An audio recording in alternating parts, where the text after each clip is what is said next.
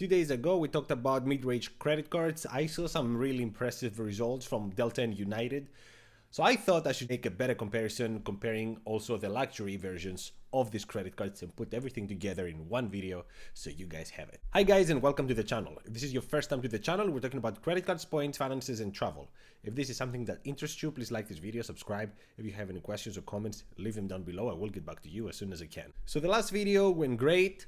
You guys loved it. I'm very happy for it. I thought that was much more fair, both on the Delta Platinum and the United Quest. But this time I wanted to bring the big guns. So the Delta Reserve is here and also the United Mileage Plus. Incredible credit cards for their own reasons. We have a lot to talk about. So without any further ado, let's jump to the presentation and come back to wrap it up. So we checked the United Quest last time. I'm going to go briefly over it.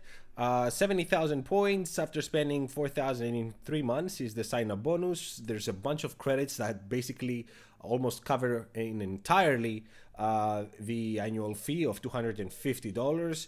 So we have 125 every year for travel and 10,000 points in 2 installments, 5 and 5,000 points. So you need to travel twice a year to get complete advantage of this. The return on spend is 27%. The United Club, now this one is a little different because it's a luxury credit card, and at least luxury at price. And it does offer many luxury benefits. So the current sign-up bonus is 80,000 points after spending 5,000 in 3 months. On credits, we're looking at the same 2 check bags per person, like the Quest, $100 TSA pre-global entry, 25% off in-flight purchases, Premier access, and that means that you're gonna go faster through security. You're gonna go faster in the boarding process. So it has some nice advantages. $75 IHG credit that ends in 2022. So by the end of this year, I'm not sure if they're gonna renew it. I didn't see anything like it. But for now, we take as a given that it's gonna stop at the end of 2022. There's also a 10% off when you pay with points for coach. So I'm gonna take that into consideration when we do the calculations under. I give a 10% advantage to what I see based on the points. On memberships, we have IHG Premier, Avis President's Club, and 1 year of Dash Bash by DoorDash, so $120 value. And we're looking at lounge access, United Club, an All-Star Alliance. Like that for me is very important because you have access in the All-Star Alliance lounges. Multipliers, 4x on United, 2x on rentals, hotels, all other travel, restaurants, and 1x on everything else. The return on spend is 25%. The Delta Platinum, we saw it last time, 80,000 points after spending 4,000 in 6 months. There's a free check bag up to 9 people per reservation. The main feature of this credit card though is the companion pass for coach flights. This gives basically all the value on this credit card. The return on spend is 25%. Looking at the Delta Reserve, we have 95,000 points after spending 6,000 in 6 months. On credits, we're looking at 1 check bag up to 9 people per reservation, 1 companion pass that is for first class, priority boarding, cabin 1, 20% off in-flight purchases, $100 TSA pre-global entry, lounge access. We have the Sky Clubs and the Centurion lounges. The multipliers is 3x on Delta, 1x on everything else. The return on spend is 16%. I always say that what happens in the first year is one thing, what happens in the second is another. And probably this is the best example of that. As always, we apply our imaginary budget of $12,000 equally spread between travel, restaurants, gas, and groceries. Looking at the second and every year after, we're looking that the United Quest is dropping to 4.63, which is still excellent. Keep in mind that most of your annual fee is paid through the credits, so all you need to do is travel twice a year and you're good. The United Club, this is a little complicated because I'm showing here 0.76, so under 1%. And this is true, but also not true, because I'm not taking into consideration the IHG Premier membership or the Avis President's Club, but I don't do that with any credit card. Keep that in mind.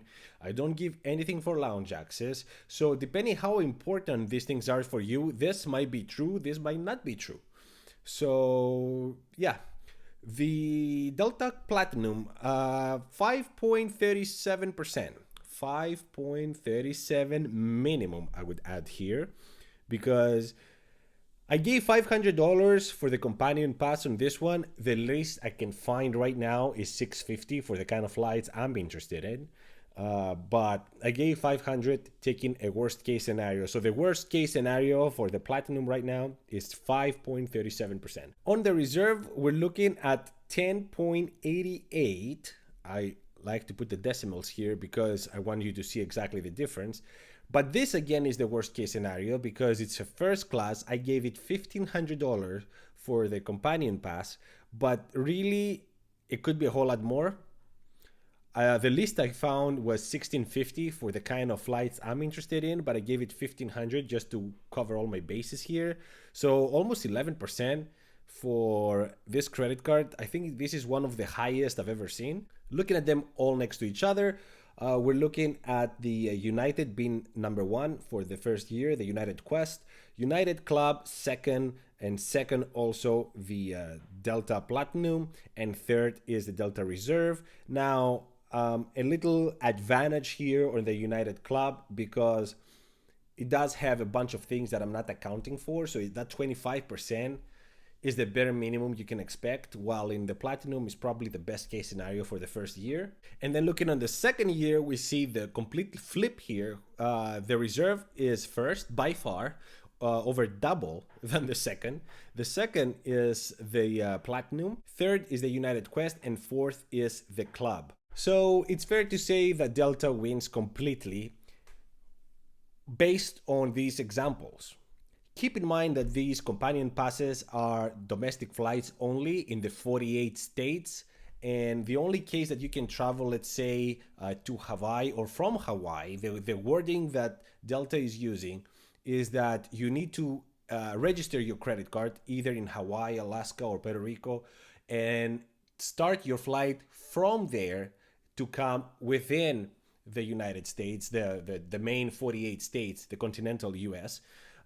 So if you don't have these specifics, you can't even use it to go in further places. Now, I did a quick research and I put a flight from Miami to Seattle, and it came out to be almost 7 hours flight. And a flight from Los Angeles to Hawaii is less than 6, or about 6.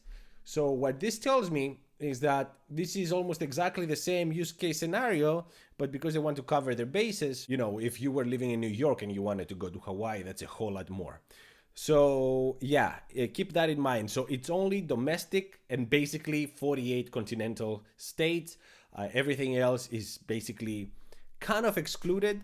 And this is where United shines, because everything that you see for United is internationally. You're gonna get, especially in the case of the Quest, you're gonna get that 4.63 regardless of where you go. And that is incredible for me, for somebody that likes to travel internationally. You can take fully advantage of the United credit cards. So it's fair to say that these numbers, although are great for the examples that we're using, they're not always perfect. So if you're an international traveler, I would say probably the United are the better credit cards. And if you're a domestic traveler, then the Delta are by far the best, because once you take out these companion passes, these credit cards drop dramatically. That's all for today, guys. Let me know what you think about these credit cards. If you have them, how do you like them? If you have something else to add, maybe I missed something, let me know down in the comments below. Thank you so much for watching. Until the next one, ciao.